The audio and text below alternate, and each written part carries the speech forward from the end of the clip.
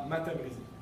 Aujourd'hui, une émission spéciale avec Nomas Thomas, un chroniqueur sur les pluies acides. Mais d'abord, votre bulletin quotidien de météo avec Cynthia. Alors Cynthia, qu'annonce-t-il pour les prochains jours?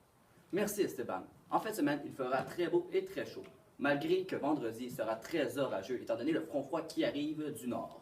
En effet, le front froid fait élever l'air humide et chaud du sol, ce qui crée des nuages en haut qui se nomment les cumulonimbus au départ, et quand ils tombent, ça se nomme des cumulus et des nimbostratus.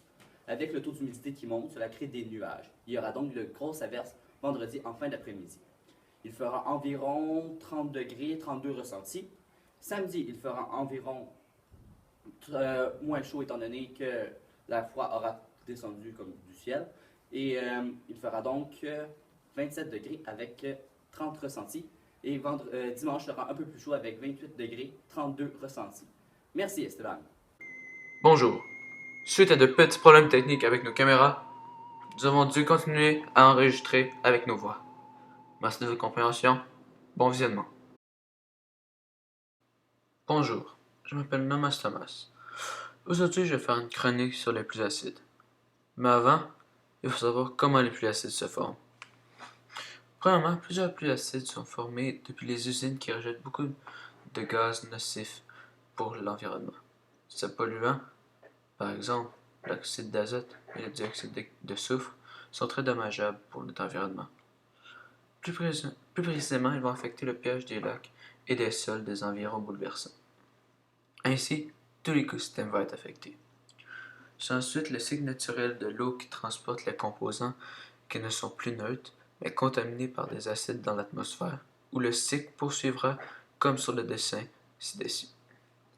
Ce qui résulte à ces pluies acides ou avec un pH sous le seuil de la neutralité qui nous tombe sur la tête. Malheureusement, si nous regardons vers l'avenir, les pays touchés comme le Brésil, la Chine, l'Inde, la Malaisie, le Nigeria, le Venezuela vont être les pays les plus touchés par les pluies acides. Alors, vous vous demandez sûrement, mais comment déduire plus précisément l'acidité des pluies que leur quantité? C'est bien simple. Les pays nommés plus tôt sont tous des pays émergents.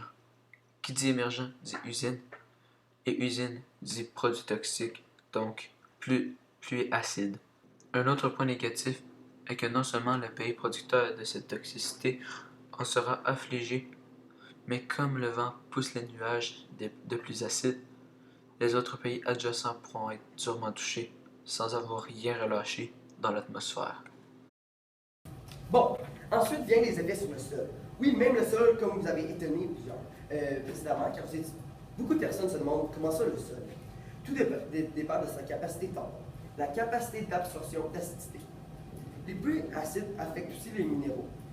Donc, quand les pluies acides vont tomber dans le sol, imaginez les arbres et les plantes que leurs racines sont plantées directement. Les racines vont gorger cette eau et ils vont devenir super acides. C'est beaucoup plus néfaste que les pluies qui vont juste tomber sur ces plantes. Mais au moins, les sols peuvent se défendre. Est-ce que vous savez comment? La capacité tampon. Non, il y a aussi une autre façon. Avec les minéraux qui sont basiques, ils peuvent faire des neutralisations.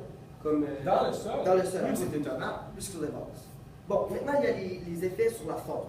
Les pluies acides peuvent affecter beaucoup d'animaux puisqu'ils vont affecter leur écosystème. Par exemple, les poissons. Eux, c'est vraiment néfaste.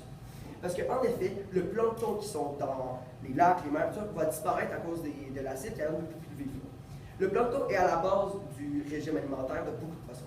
Donc, puisqu'il n'est plus là, les poissons mangeurs de plancton se raréfient, les animaux qui mangent ces poissons sont plus là aussi, et donc ça peut mener quasiment à l'extinction de certaines espèces. Exactement. Ça bouleverse tout un toute une chaîne alimentaire. Exactement. C'est vraiment aberrant. Merci de m'avoir accueilli à votre émission. Merci beaucoup. Maintenant, de retour. Comme Thomas l'a dit tantôt dans notre émission, lorsque les pluies acides tombent sur notre planète, ça n'affecte pas seulement les végétaux, mais aussi l'écosystème aquatique au complet. Les lacs deviennent plus acides, donc on met en danger plusieurs poissons et aussi toutes les espèces aquatiques. Comme vous pouvez le voir sur cette photo, les pluies acides ont affecté l'écosystème. Ils ont tué plus d'une forêt au complet. Merci beaucoup de nous avoir écoutés. On se retrouve la semaine prochaine pour une autre émission de Matin Brésilien.